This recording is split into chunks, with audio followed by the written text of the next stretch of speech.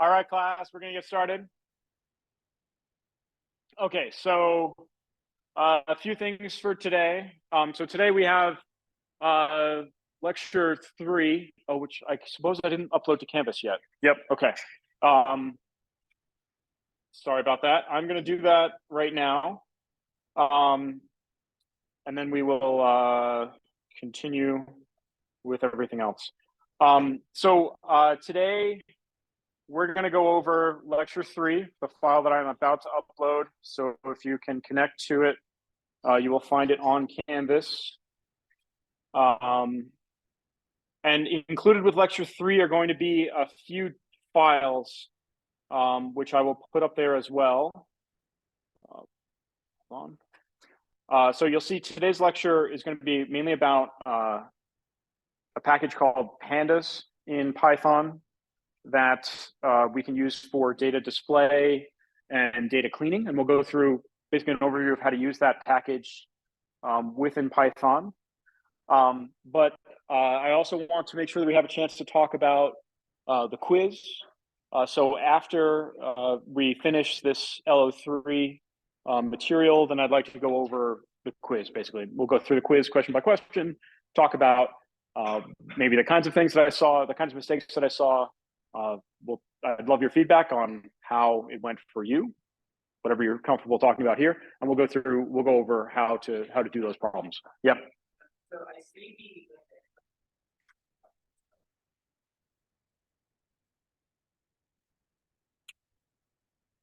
Let's see. LO.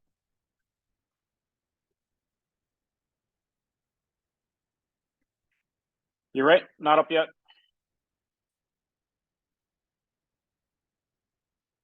Now it should be up. Do you see now? Or soon?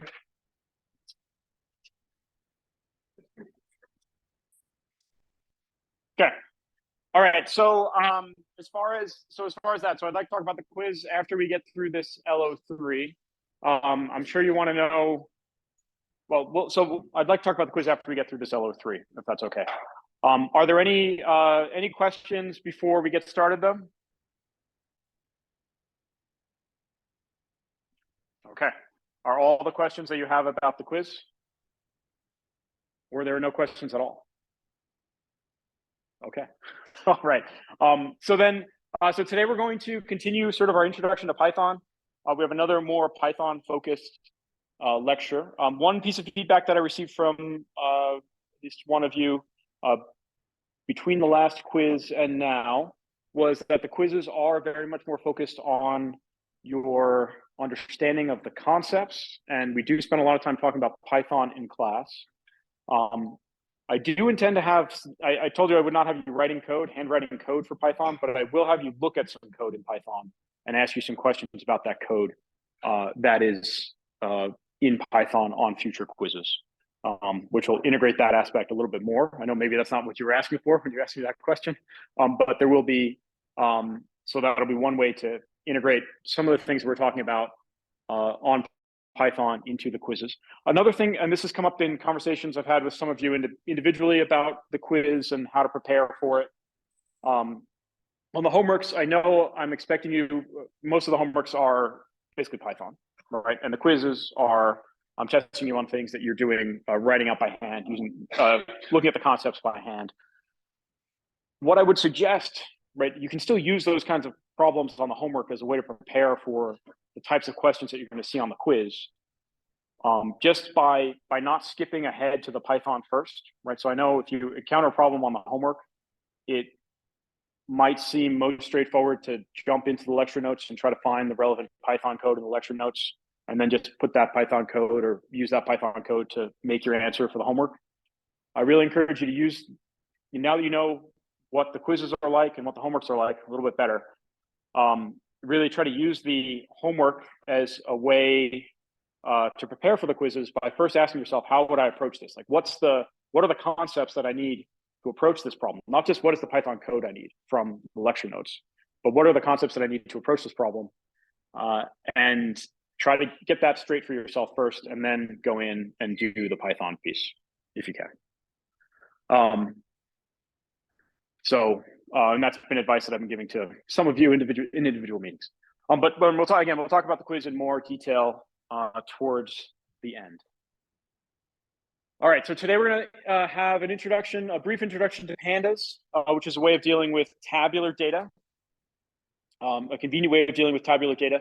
One of your TAs, Nathan, does actually a lot of work with Pandas, and so he actually recorded a tutorial of himself going through some features of Pandas and how to work with Pandas that I'll be uploading to YouTube. I'll put that together and upload that to YouTube so you have his take on this, which is, I think, going to go a little bit more in depth than what we're going to go over in class today.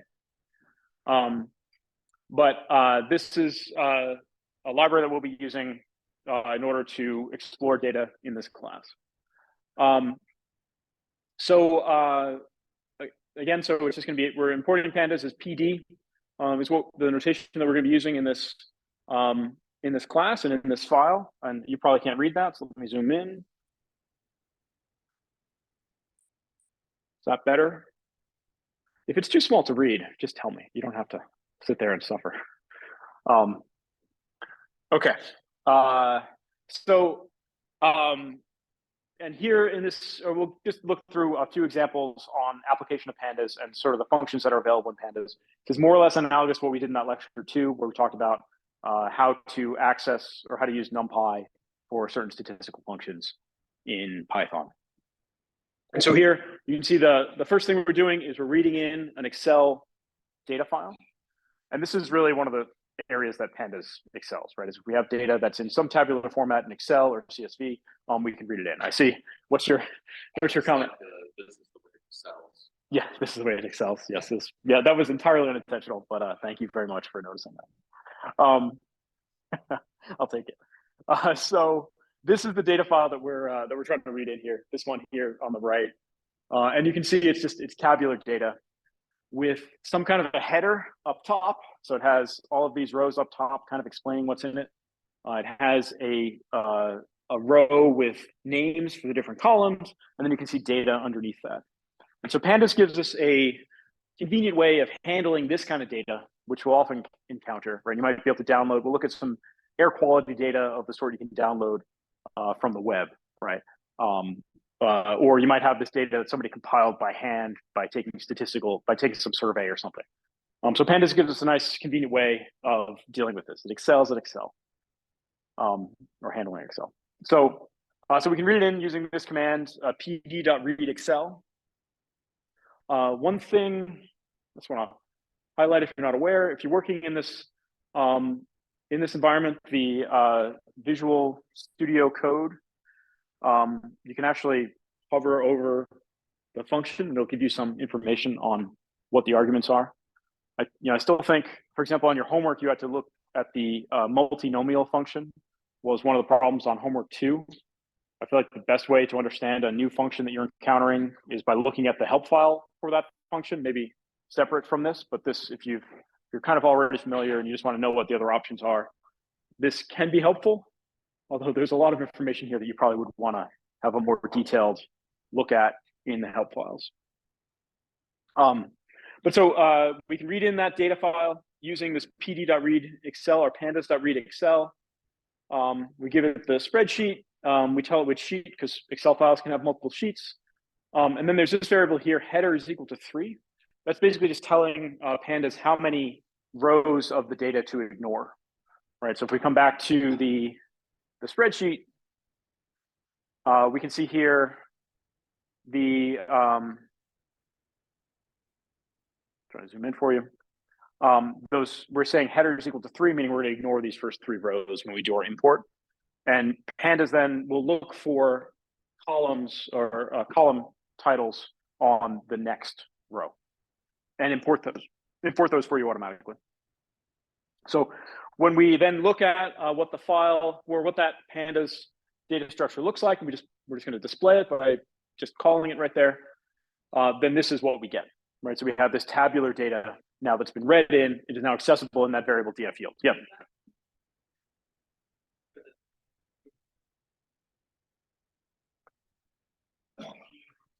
Yeah, so I believe you can give it a, so this is going to be for a relative, I believe this is going to be for a relative path. But you should also be able to give it an absolute path. And let's just check here. So I'm going to say copy path. Let's see if this works. It's a good question. So now I put in the absolute path, meaning I'm giving it, from my root directory, what is the total path to that file? And if I run it, it still captures the same thing. So yeah, good question. Yeah, so you do have to tell it where to look. Okay, other questions on that? Okay. Some other useful commands. We can say we just want to look at the head or the tail of that whole structure. And what that will do is by default will give us the first 5 or the last 5 rows.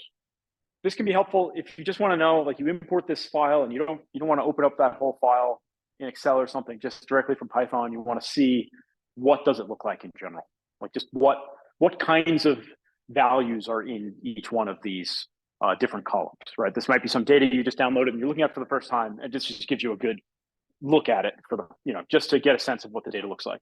And this takes as an argument, you can put in some different number of rows you want to look at.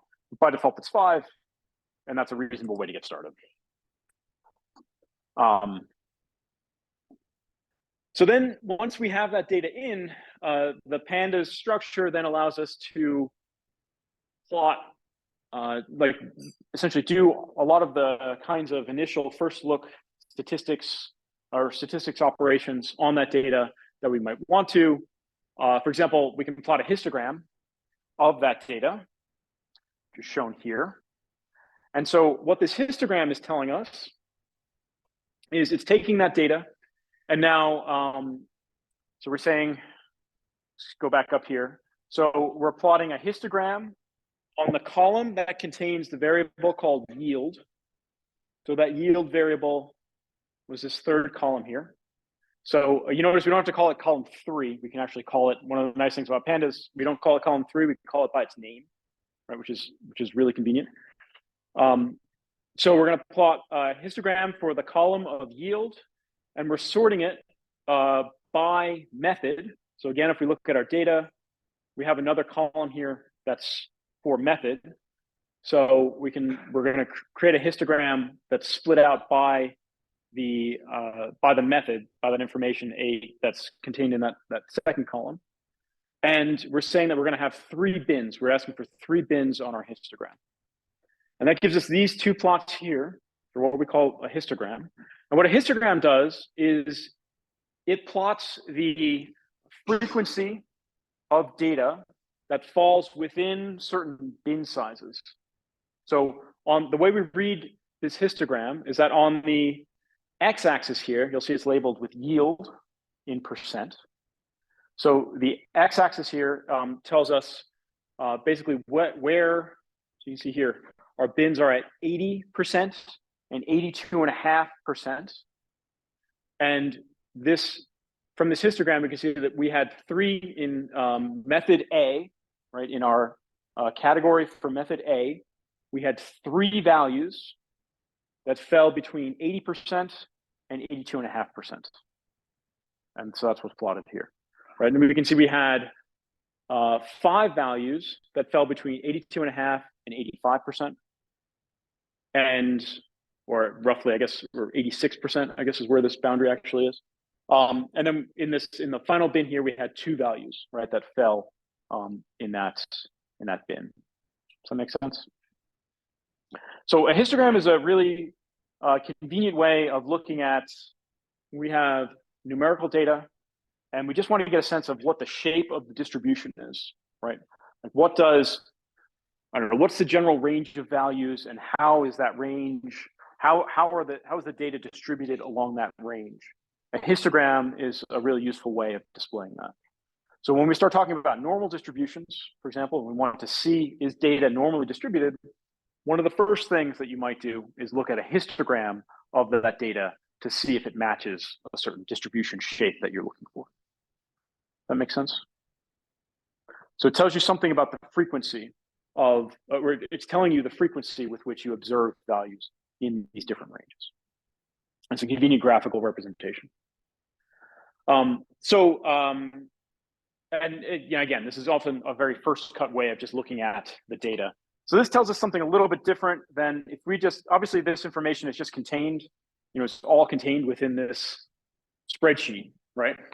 I mean, all the information about how many values are within whatever range is contained within that column there, but it's just kind of hard to see, right? You can't, just looking at this, I don't think you could tell me quickly what's the average value or what's the typical value of this, right? Or what is is it high on one side? Is it high in the middle, right? Are there more values towards the middle of the distribution or what? But by looking at a histogram, we can start to answer those things. We can see that this method A has this really sharp peak compared to method B has a more flat distribution. We can start to say something about where the means are just by looking at these, right? Again, both around 85%. So it gives us a way of getting introduced to what's going on in the data. So another method that we will often use to display data when we have this kind of numerical data is what's called a box plot. And Pandas has this box plot functionality built into it as well. The way we call that in Pandas is very similar to the way we do the histogram. In this case, we're going to tell it again to look at that column, the yields column, and we want box plots that are split out by method. So we're looking at more or less the same data. You notice here we're not specifying number of bins, right? So this does not take number of bins or something as an argument. And what we end up with is a box plot that's shown here, where you can see there's a box with this line through the center and these tails coming out the top and bottom, right? So we have this box, the line right through the center, and these tails coming out the top and bottom. What this is showing us is the median of the data is shown in green. So that's maybe the first thing to do to orient yourself here. So it's showing us where the median is in green. It's showing us the 25th quartile. So 25% of the data is below this lower edge of the box. The 75th quartile. So 75% of the data is below this line, which means that 25% of the data is above this line, right? So this is kind of telling us where the middle of the data is. And then these whiskers here, in this case, and some conventions on exact whisker size can vary a little bit between box plot methods. But so in this case, it's showing us that the upper whisker, it's 1.5x. So the interquartile range is shown here. Sorry, these whiskers then are showing us the interquartile range. So the whiskers extend above and below to the range between the quartiles. So the length of this line here should be the same as the length of that line there, and so on, the one on top. And then it will plot any outliers or any data points that lie outside that range as individual data points, right? So this thing gives us a way of showing, so in this case, we can see very quickly where the median is. We can get a sense that the distribution here is skewed a little bit towards the bottom, right? We have more data points, heavier distribution towards the bottom. And in this case, we had one data point that we might consider an outlier, at least to begin with, that is outside of this entire range of the data. Yep. Sorry, yeah, this data point here is at about 1.5 times the interquartile range. So this is the interquartile range. So it lies outside of there by about 1.5 times that range. Yeah.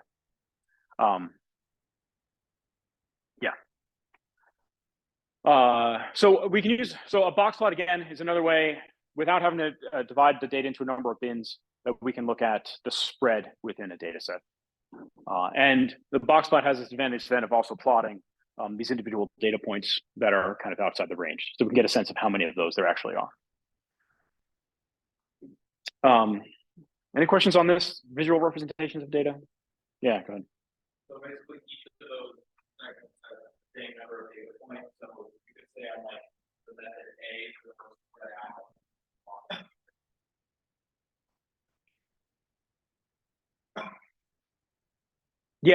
Yeah. So this is showing us, this is again telling us something about the distribution of the data. And yeah, it is saying that we are more spread out towards the lower end of this data set in method A. We could also say, using those interquartile ranges, we can also say something about the spread of the data, right? And that in general, the spread of the data looks a little bit larger with method B than it does with method A.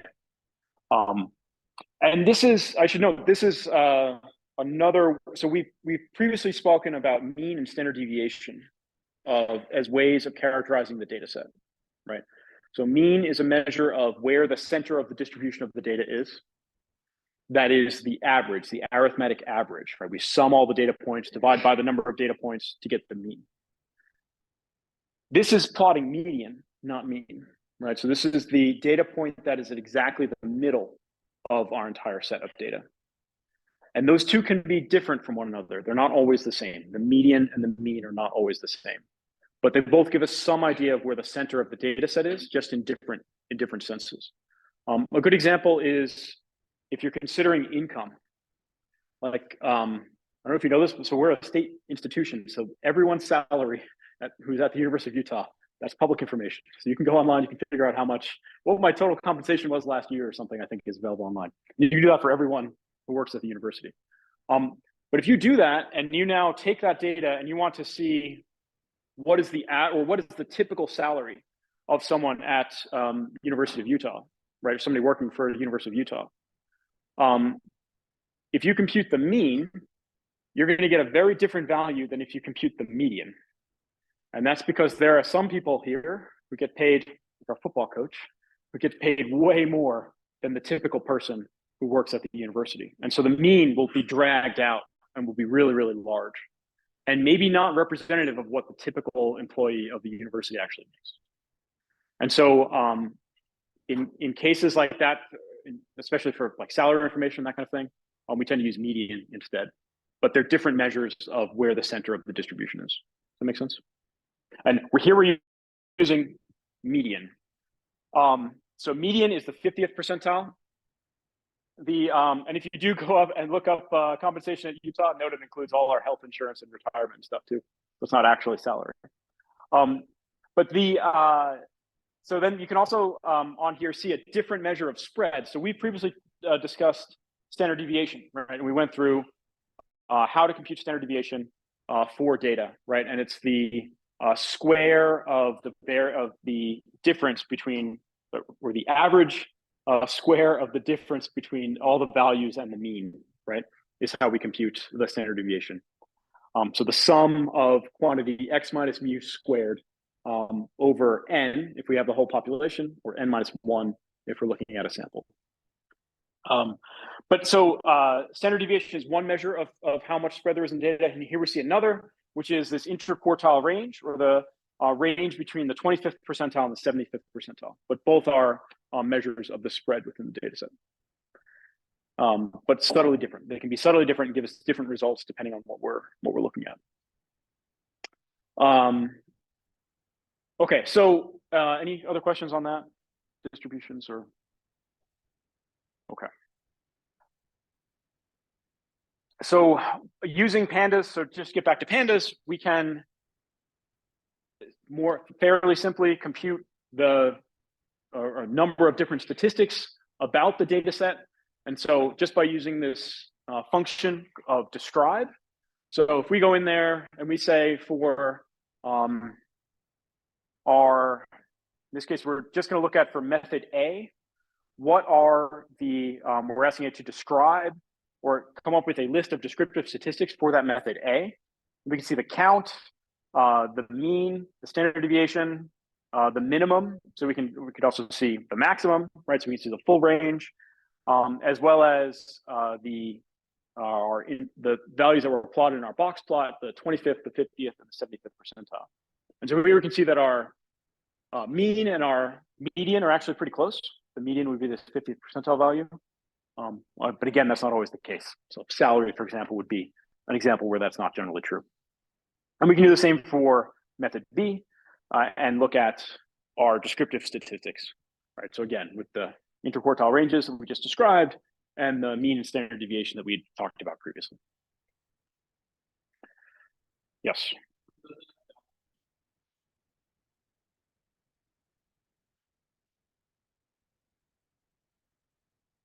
Yeah, exactly. Yeah, so that's the header of the column. And again, this is one of the nice things about working with pandas, and one of the reasons why pandas is nice to work with. Instead of having to say column 3, I keep calling it column 3 because that's where it was in the data.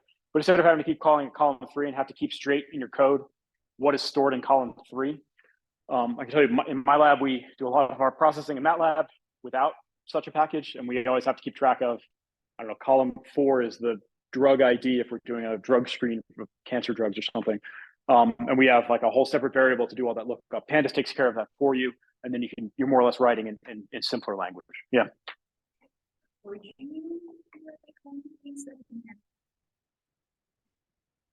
That is a question I don't know. So the question is, could you write column 3 and would pandas understand? And that's a question that I don't know. Yes, and the answer is yes. Okay, the answer is yes. You can, okay, within the right format, yes. So what would be the right format if you wanted to do this? I'm sorry to put you on the spot. Okay, the answer is yes, you can, and I don't know exactly how right now. Yeah, ChatGPT or your TA, or yeah, whatever you have ready. Okay, so yeah, they're coming for all of us.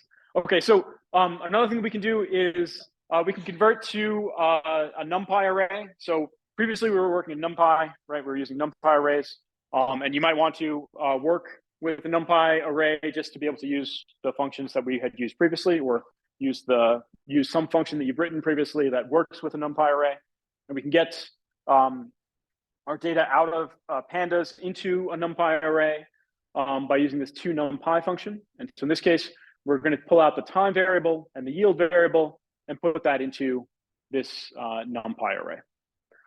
In this case, I just define this array 1, and then I'm displaying what the values are in that array 1.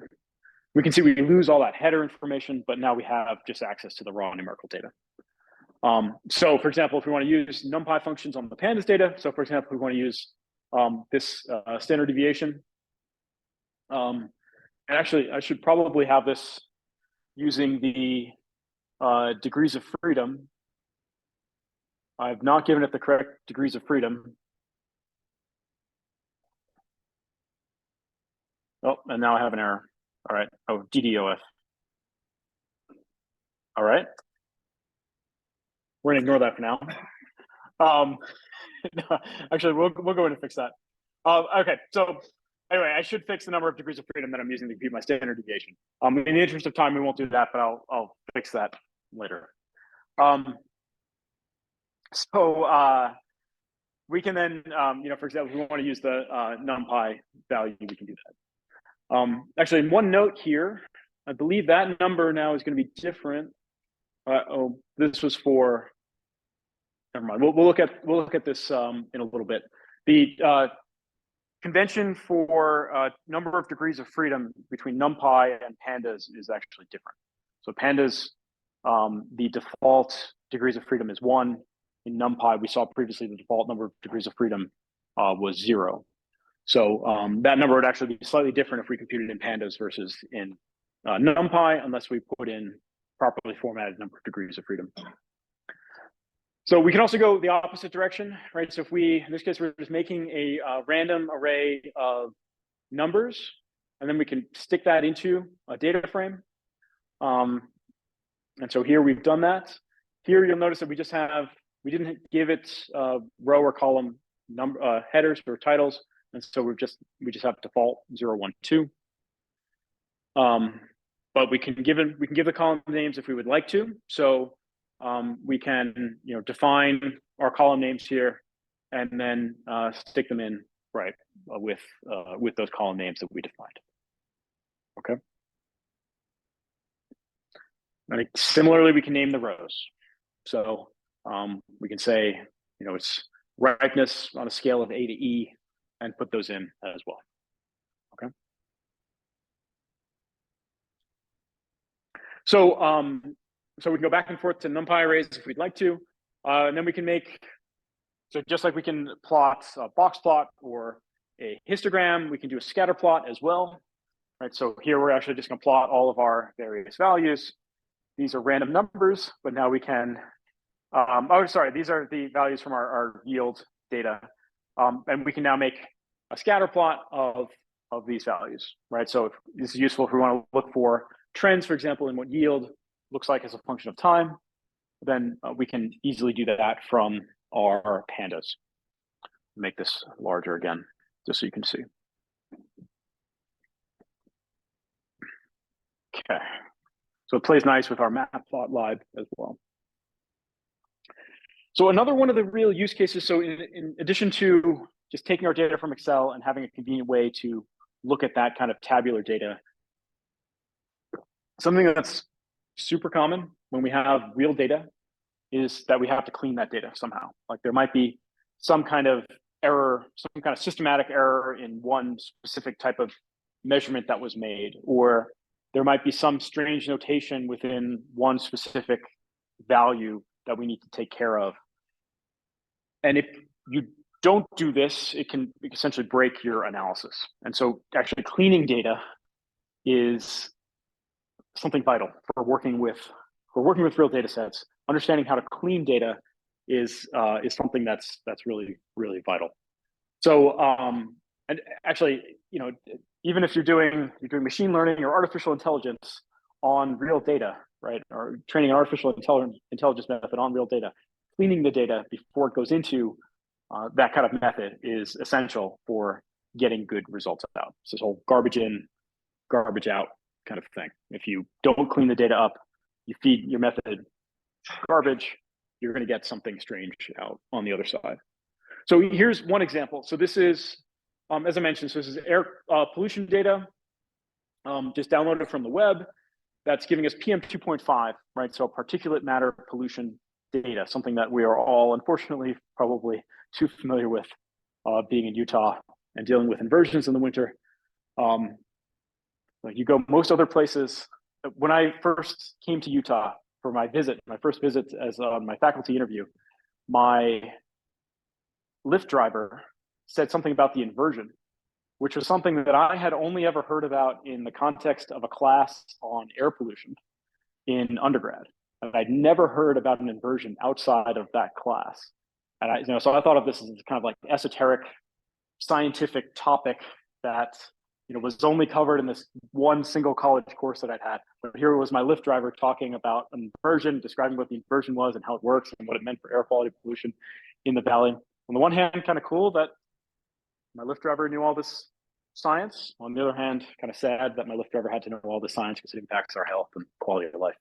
But anyway, so PM 2.5 data. We have PM 2.5 data we can download, and it's in a CSV file. So here is what that data, or a path to that data. Again, that's a relative path. So we haven't specified an absolute path. This file that's been open in the background is that PM 2.5 data. You'll notice that it has now, instead of just 3 rows of header information, there's 43 rows of header information, but Pandas doesn't care. We just tell it 43. And we read that data in, and here we're using a CSV version instead of the Excel version. And now we want to start looking at, we want to make some comparisons between these different monitoring sites, right? So that's what we're going to do with this data. We're going to make comparisons between monitoring sites. So one of the first things that's pretty useful is to use this head function, just to understand, just in general, what is actually contained within this file. And this is also a good check to make sure that, for example, we got the number of header rows correct when we did the import, and that the data imported correctly, right? So this can act as just kind of a first check on what's in there. And we can see, we have all of this data that's being plotted. Does anything look weird about this? Just looking at this, is there anything here that might be a problem before we read ahead to the next cell? You can actually, if you read through this, you might be able to find something that looks wrong. Yeah.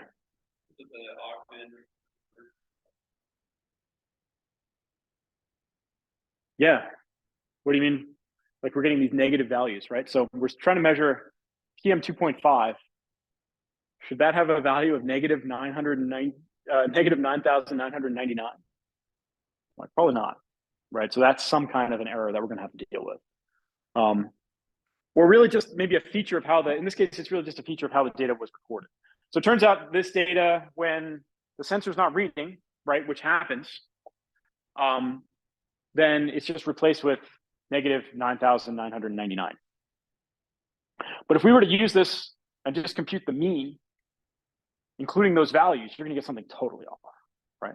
It's gonna be totally skewed by those values. So we have to take care of that somehow. So in this case, we're gonna replace it with np.nan. That nan there stands for not a number. And it's just a value that we often use when handling data like this to indicate that the value at that particular point or recorded at that particular time is not a number, so that we don't have anything there. And then our calculations will typically ignore those not a number values, right? So then when we compute the mean and there's a bunch of nans in there, then we'll get something that actually tells us the mean of the values we're interested in. And so this code will now go in and look at, actually we're doing two things here. So we're gonna take the, we're gonna make a new column, which is gonna be, give us the number of days. And we're going to, which is going to take the date and divide it by, is it like the number of seconds in a day? And then we're also going to take all of those values of negative 9,999 and replace them with this np.nan, right? There's not a number that is defined within the NumPy data type. Yeah. Good question. So if you look here, we're just doing this on the dfdeq that is locally in memory, right? So we're not actually, we haven't rewritten this back to the file. So the original file is still the original file, right? So you can actually see if I do this here, if I run this cell, of course, if I run this cell, data frame, oh, you know what the problem is here. I have to run this again. I run this cell, now I've run this cell. So now I've changed the value within that dfdeq, but if I go back up here and I reread the original data set, and then I replot the first number of rows, you can see that I don't get any nans in there. Okay. Yeah. Okay. So now I can compute the mean, right, of this data and get something that's actually reasonable. So I can go through and I can compute so previously we used the describe function in order to just plot all the descriptive statistics that I might be interested in. But I can also go through and just individually find each one of those using pandas functions as well. Right, so if I just want the mean, standard deviation, min, max, or number of values, I can plot those using pandas. And again, the note here is that the number of degrees of freedom is 1 by default in pandas, whereas it was 0 by default in NumPy. And I can go through and again, I'm using the describe function to look at all those descriptive statistics altogether. So from all of this, we can start to maybe draw some conclusions, right, about which regions have the dirtiest air, which regions have the cleanest air, just by looking at these descriptive statistics, right, to look at means and ranges.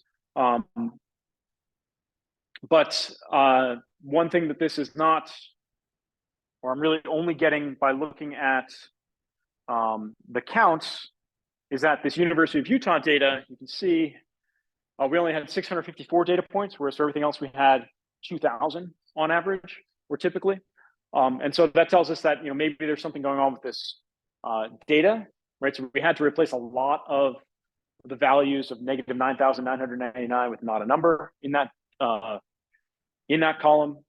And so it's helpful to then plot it and try to figure out, or try to get a sense of what might be going on.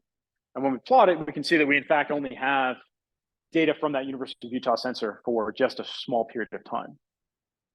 So now we're plotting it against one of the other columns, and we can see that it doesn't actually look like the University of Utah data is that much worse, right? What's happened is potentially the sensor was only active during a period of particularly bad air, right? So by exploring this data, we can get a sense of what's going on in it. So the mean of the University of Utah data is really just representing the mean value over that time period. And again, if we look at that other data set for SM, was also suspiciously high. And again, by plotting it, we can see that there are these spikes in that data set, which look suspiciously large, right? So like there's something wrong at very specific time points. And again, this is a feature of real data, right? I mean, so this is actual real data downloaded from DEQ. And this is the type of thing that happens all the time with real sensors. And so, you know, you might have to go in and look at the sensor performance and see if those are really errors in the sensor, right? Maybe compare to other sensors nearby, and see if that's an error in reporting, or is that really some kind of transient crazy spike or something. Okay. So at this point, all we're just saying is that it looks suspicious, and this would merit some further investigation. So we can also do other functions on the data once we have it in Pandas. So for example, the air quality standards are based on a 24-hour average. What we're looking at are more instantaneous measurements from these actual sensors. And so here we're going to use a function within Pandas in order to compute that moving average. So we're going to compute the average over 24-hour periods and plot that instead of plotting the instantaneous data. So we're going to start by replotting the instantaneous data for the Hawthorne site. So again, the HW is Hawthorne. So we're in Pandas, we can just call it by that Hawthorne indicator, HW, instead of having to call it column 5 or 6 or whatever it was. I don't remember. And then we can, in this case, we're going to add a column to our Pandas data set that we're going to call Hawthorne or HW rolling.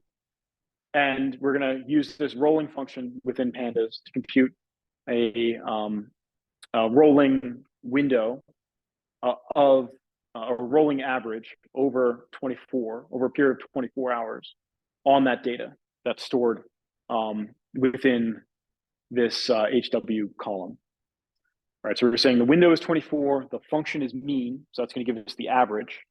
And then that creates this new column here. So then plotting that, we're going to see dfaq.head. You can see the first 5 columns. Hold on, replot this.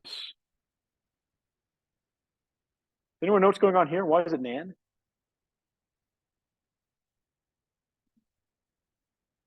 What's that?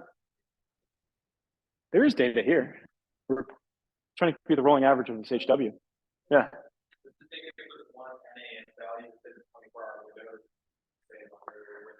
That's one possibility. It shouldn't be doing that, but that's one possibility, is that it's reporting NaN if there's any NaN within the 24-hour window, and that's not what we expect it to be doing, but that's definitely a possibility. Yeah. That's it. It can't take 24 hours from the first hour, right? So that's the way this rolling window function is behaving, is that it can't do that. So if we look at, let's say the first, so this should be fixed. If we look at a larger section of the data, and we can see that by the time we get out to 24 hours in, then now we actually have this actually being computed. Yep.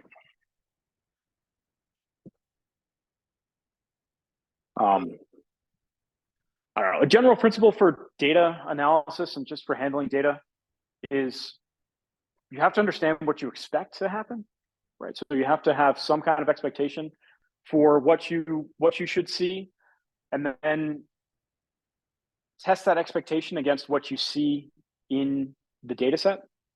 So as an example up here, that's why I was asking you, I'm asking you what's wrong. And I know you all probably have not spent that much time, unless you've been working with Professor Carrie Kelly on her research, you probably haven't spent that much time looking at PM 2.5 data in tabular form like this. But you should still have some expectation that we're going to see, I don't know, positive numbers, right? And so when you see these negative, gigantic numbers here, when you look at the data, you go into it with that expectation. You expect to see at least positive numbers. And maybe you have some idea of what the range of PM 2.5 value should be. And then when you look at the data, you can pull out problems like this from that initial analysis. Just in general, every time you're looking at a data set, this is not something that we're rigorously going to test in this class. This is more just like as you see data later in your careers. Whenever you're looking at a data set, it's incredibly helpful to go into it with an expectation or ask yourself, what do I expect to see? And then does this conform to what I expected to see? Or does it not conform to what I expect to see? Because that's kind of how, in this case, that's how you found a problem, right? That's how we found that there was a problem in the data set that needed to be cleaned, because this negative 9,999 is not at all what I expect to see for PM 2.5. In other cases, it might be a way of learning something new, right? So for example, I don't expect to see spikes like this in the data set. And maybe this is an error, maybe this is a sensor error, or maybe this is some kind of really localized disturbance that would be interesting to know about, right? So you can try to mitigate what's going on at that location. But in either case, having an expectation and looking at the data relative to that expectation is just a good practice to get into to understand how to deal with real data. Something I stress with my PhD students all the time when we're dealing with our data. Okay, so once we have this, and so again, I ran this function. I'm looking at the first 5 rows, and I see all these NaN values. Well, I don't expect NaN, right? Because there's no NaNs here. So why would that be? And investigate. So now once we have that, we can then plot that rolling average and now compare to the federal standard to see if there are any excursions above the federal standard. And we can see that in fact there were, right? There were some excursions above the federal standard for air quality over this measured time period. Any questions on that so far? Okay. So this is more just a general introduction to pandas and some examples of functions that we have available to us within pandas. So another example, this again comes from real data. This comes from one of the suggested sort of extra textbooks from your that's listed on the website called Open Intro or Open Intro to Statistics. It's another textbook that's freely available online. So there are many resources available for statistics and Python, the packages that we're using online. I encourage you, if, let's say my lectures aren't doing it for you, like you don't understand what I'm talking about in lecture, I mean, definitely tell me and talk to me, please. But you can go to your textbook. That's one reason why there's readings and you have your textbook. But maybe the textbook isn't really speaking to you the way that, or explaining things to you the way that you need them to be explained. That's why there are so many linked to so many resources in the syllabus, aside from just my lectures and the textbook. They're available out there. So if the textbook isn't doing it for you, find another textbook that does. And if you're having trouble, talk to me, and I can try to help point you in the right direction. So one of those textbooks is Open Intro. Another textbook that is available for free, free on purpose. And you see it has data, and they're looking at an annual telephone data survey to try to identify risk factors in the population. And so Open Intro took this data set and took a random sample of just 20,000 data points from that data set and put it into a file that we can then work with. And so it is in this file, cdc.csv, with 0 header rows, right? So there's no information above this first row here. And so if we look at it, we can see the kind of data that's here, right? So we have actually a range of things, from numerical data stored in integers. We have categorical data. So categorical meaning, right, we just have certain categories that it's classified into. We have this kind of binary data as well, right? So we have this data is encoded as either a 0 or a 1, a false or a true, right? All of that is contained within here. And so again, we can look at so we look at the head, we look at the tail, and we can see that we have what looks like reasonable data, at least to start with. And so there are a number of different variables that are encoded in here: general health, just a general assessment of the person's health, whether or not the person exercised in the past month is binary, whether or not they have health coverage, whether they've smoked at least 100 cigarettes in their lifetime, height, weight, their desired weight, their age, and their gender. And so again, we can use describe to get key statistics of these things. So here we're using describe to get an example of descriptive statistics for weight. And again, we're using the same functions that we did previously. We can go through and now we can look for counts. So in this case, in this data set, unique from, and slow me down if you need me to go back over some of these things. The functions that we've seen previously, I'm not spending as much time on, but if you want to go back to it, just let me know.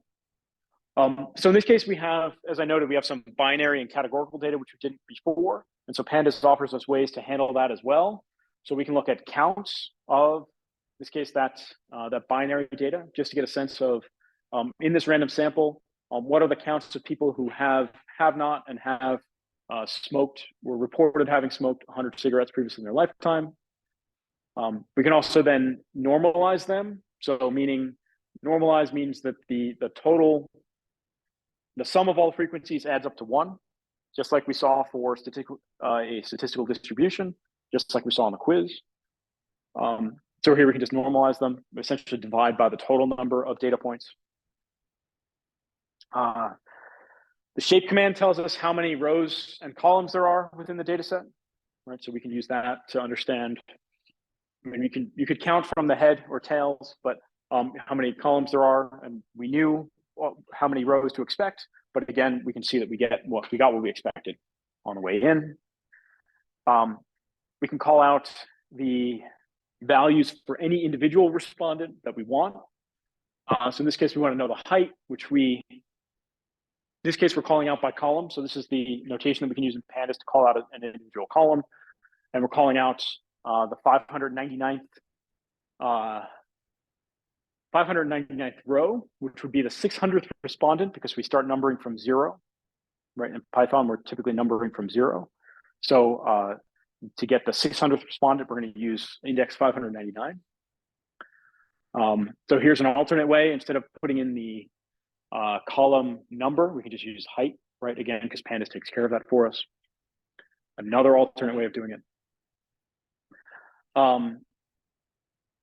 We do the same thing for a range within Pandas, noting this weird Python thing that the trailing index will be excluded in Python. So this is going to give us the values from 3 to 8 minus 1, not actually the 8th respondent. It's going to give us 3 to 8 minus 1 in Python. So you can see that gives us 3, 4, 5, 6, 7. We do the same thing for first 5 respondents, 1, 2, 3, and actually this should be there to actually get the first 5 respondents. And here's an alternative method, again, that needs that correction.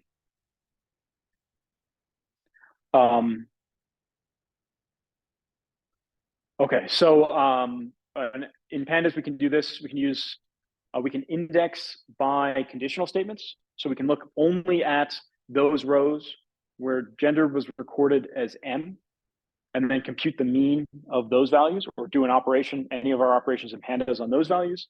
In this case, we're getting, we show the result of that calculation here. And again, we can show box plots. We're here, I just want to draw your attention to the fact that in this box plot, so previously we had very few values in the box plot, and so we had very few outlier values or values outside of twice that interquartile range. So here we have quite a few more values that are outside of that range. But that's basically a function of the fact that we had so many more data, so much more data within this data set. So it's not terribly surprising. We can do scatter plots again, and here we have maybe a more interesting scatter plot between height and weight. But again, we can do that natively within Pandas. And again, we can make new columns just like we did in the previous data set.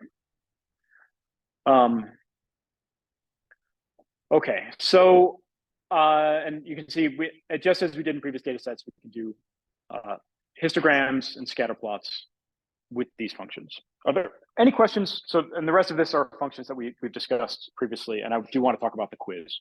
So are there any other questions on Pandas for now? Okay, well, you have some chance to practice on the next homework. So I want to make sure that we have a chance to talk about the quiz, and we have about 20 minutes left or so.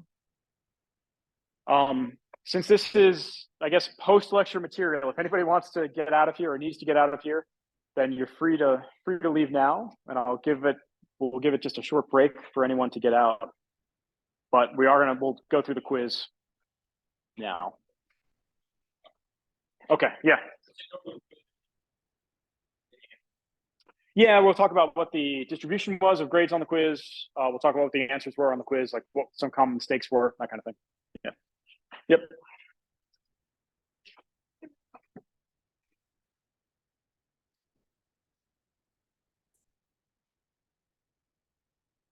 Yeah. You can rip the equation sheet. Oh, and not have questions on the back. Yeah, so that way you can see both sides. Yeah, I can sort that off next month. Yeah. Because I have to scan them all anyway, so I remove all the samples, but yeah. Yeah. Okay, I can figure something out. I was trying to reduce the amount of paper. Yeah. All right, so any questions about the quiz before I get started to make sure we hit that during this part of class? I know I asked this at the beginning, but there was nothing. Okay.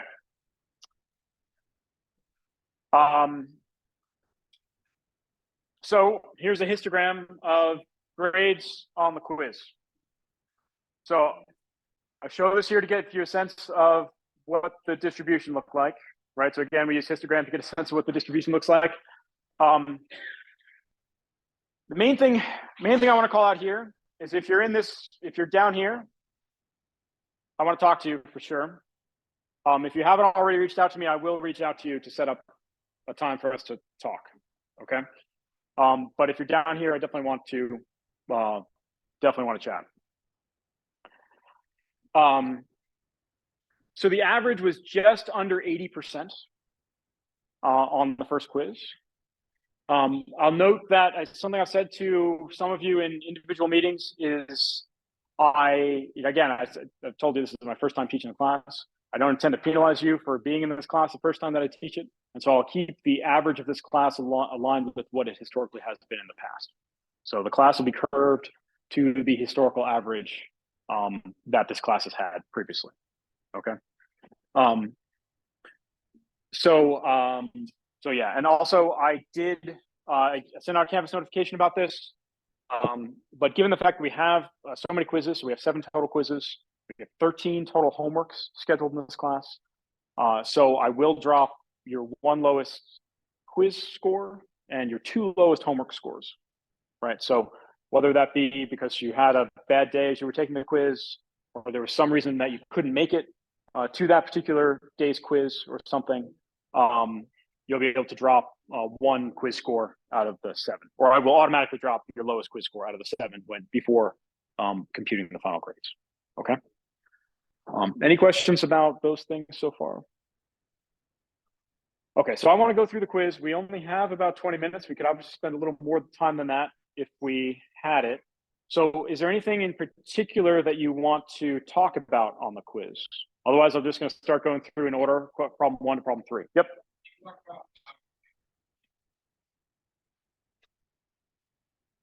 Yep. Yeah, I think that's problem number 1. So why don't we start there? Yeah. Okay, so this is our problem one for target heart rate during exercise. And so this is, I don't know, where this comes from. Actually, if you want to know roughly what someone's maximum achievable heart rate is, it's on average, population average, it's 220 minus their age in years is roughly average maximum achievable heart rate. So we're saying target heart rate during exercise, might be 85% of max is what this is saying in words. But now we're asked, so we have a population with a median age of 33 years and a standard deviation of 8 years. So the first is to calculate the mean target heart rate. And this one actually, I think as a class, the class did pretty well on. The sort of intuitive way of doing this is you plug that mean age in here, right? And you come out with what that target heart rate is. We did go over how we could do that, like why that should be true. And that's actually encapsulated here in this equation 36. So it tells us that, and this is related to the homework problem, right? Where we had the mean and variance of a process where we had a coding and a rinsing time separately specified. It actually used the same formula. So this is telling us that the expected value for linear combination of two variables with some kind of an offset is we can find by using the coefficients of those linear relationships, the expected values of the individual variables, and that offset, right? So in our case, in this problem one on the exam, we have x1 is the age. There was no x2, right? So we're going to drop this out. And there's b, there's some kind of an offset here. I'm going to go back to problem one just to show you. In the case we're having a tear-off version would be helpful. But so here you can see we have heart rate, right? That's the variable, the new random variable that we want to know about. We're saying it's a function, it's a linear function of age, this other random variable. And we know some things about age. We know the mean and the standard deviation of age, right? And now we're going to be asked to compute some things about this heart rate random variable. So, and one thing we can see from this, if I can get both on here at the same time. Yep. So the in this case, my factor A1 is just minus 0.85, right? My factor B is 0.85 times 220. And if I use, and my factor A2 is 0, because there is no variable A2, no variable x2 here. And so if I use this equation 36 with this relationship that's shown here, this linear relationship between one random variable and this other random variable, then I get out the same thing that I would get by plugging mean in here, okay? So then this is how, who asked the question about how we do variance? Yeah, so how do we do variance?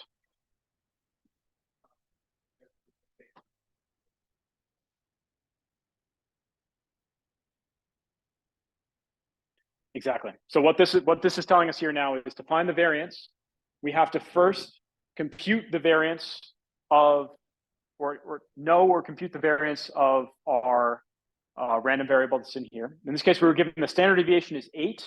So what's the variance of age? 64, right? 8 squared. The variance of the age is 64, or 64 years squared. And now the, so then the variance is now that 0.85 squared, right? Remember our A1 was negative 0.85. So negative 0.85 squared times that 64 gives us the variance that we would expect to see within this population for heart rate. Does that make sense? Now, I see a no. What doesn't make sense? Oh, okay, got it. Okay.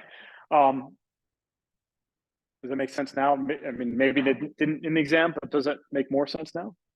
Okay, yeah.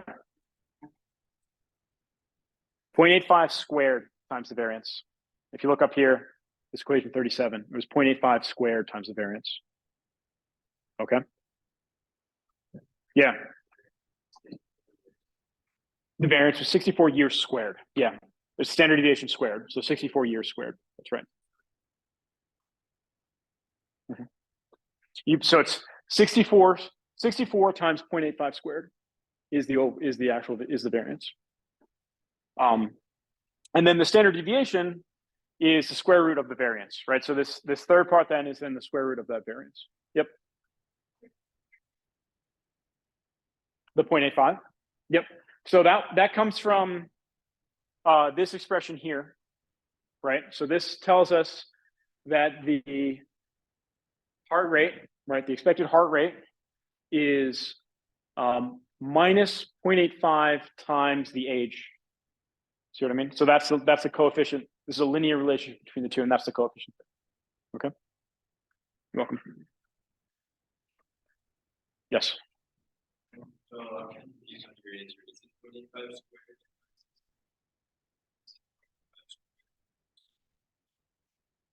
It's 0.85 squared times 64. Because in this case, if we look here, the factor,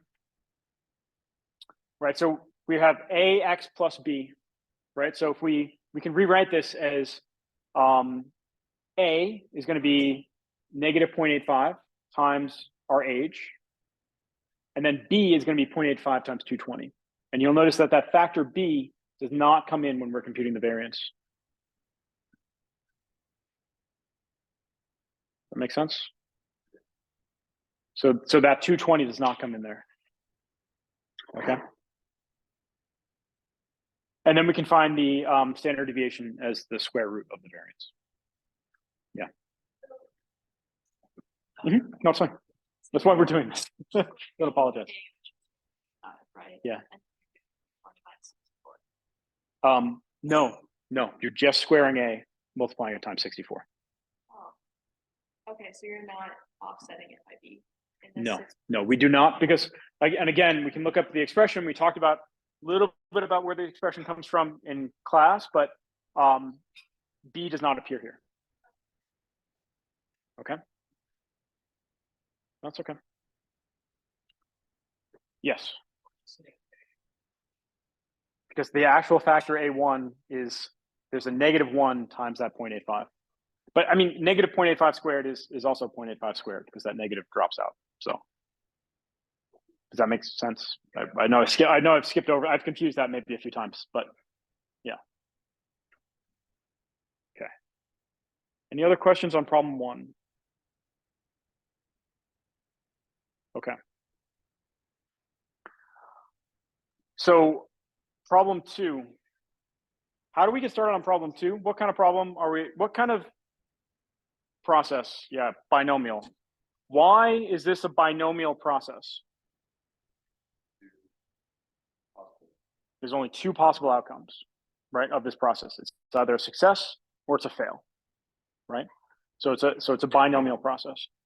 So that means that this is more or less a question about now using the binomial distribution to find these different answers, right? So how do I find the probability of 0 failed launches from the binomial distribution? Actually, well, let's start with the equations. So what of these is the binomial distribution? What's that? First one. Yep, equation 13. So that's giving us, right, the probability mass function. It's like the discrete probability density function.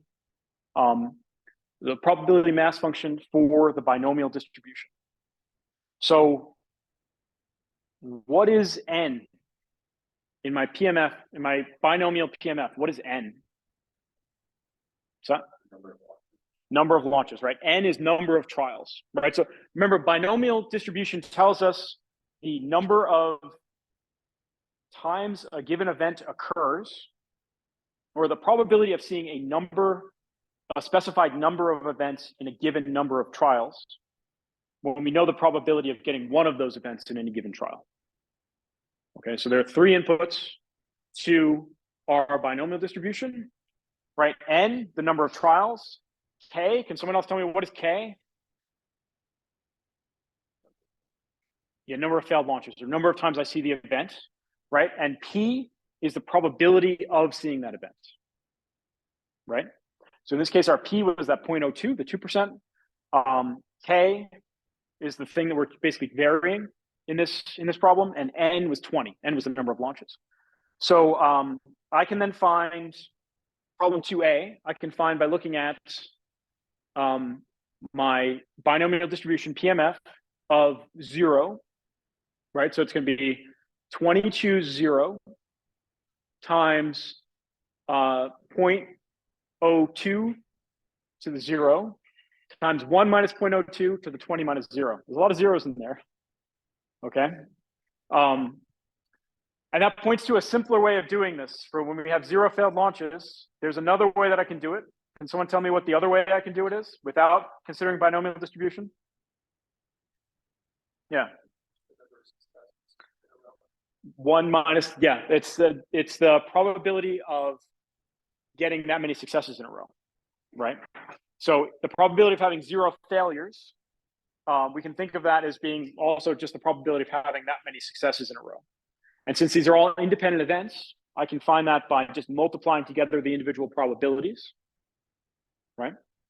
And what I end up with then by using that result is you get exactly 1 minus P to the N minus K, or 1 minus P to the 20, to the power of 20, is another way of finding it. And that, because we know P to the K, and those two answers are the same, because we know P to 0, right? Something to the power of 0 is just 1. And if you look at the expression for how we find this N choose K, or the binomial coefficient, 20 choose 0 is just 1 as well. So we can also find this just by finding the probability of getting that many successes in a row. All right, so problem 2B, now we're going to use 2 failed launches. We're looking for the probability of seeing exactly 2 failed launches out of 20. And that's just exactly PMF of 2, right? So now we just put in 2 here instead, right? What about for the third part? How do I find this one? And there are 2 ways of doing this one. Yeah.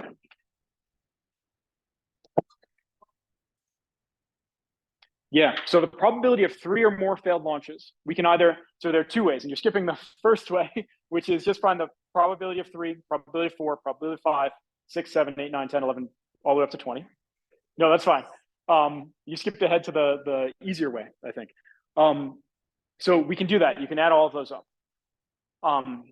With a hand calculator, right, adding up, obviously doing this for 20 different, or for 17 different things gets time consuming, but you'll actually see that it pretty quickly starts falling down, like almost, it goes to 0 pretty quickly. So you actually only need to add it up, the probability of 3 plus probability of 4. And then if you do probability of 5, you get something that's so small. And if you know, or note then that it's going to 0, but it's just getting smaller from there, you can really just add up those first couple and get the answer. But the other way to get an exact answer that's faster is looking at, again, the complement. So this is the case where finding the complement was easier. So the complement here is the probability of 0, 1, or 2 failed launches, right? You already found 0, you found 2. So you can find the probability of 1 failed launch, and then 1 minus that sum gives you this probability of 3 or more. Does that make sense? Okay. We have just a few minutes left, and I do want to talk about problem 3. What does normalized mean for a PDF? What equals 1? What's that? The integral. That's correct. Yep. So if the PDF being properly normalized for a probability density function, where we have this continuous distribution, that means the integral, we're looking for the integral of f of x dx equal to 1. Another way of saying it is that the sum of all frequencies of all possible events has to be equal to 1. Right, so if we have, we're rolling a 6-sided die, we know that the probability of getting any one of the sides is 1/6. We add up 1/6 times 6, right? 6 times. We get a total sum of 1, right? So that's the equivalent for PMF, or probability mass function, is that it all sums to 1. In PDF, we write that by saying the integral of the PDF is equal to 1. How do we find the expected value of x? Integral again, integral of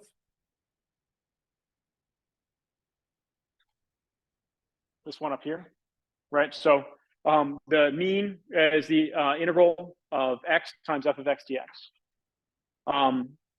And then here we're looking for the variance, right? Sigma squared. And again, I'm just going to refer you up here. And again, we discussed in lecture where this comes from. But you can see here, we can either compute this integral, or the slightly easier alternate approach is to use this expression, which relates to the expected value of the variable squared minus the mean, which you computed in part B. Okay. And actually on your homework 2, you showed how these two things are related to one another, or how these two things are really equivalent to one another.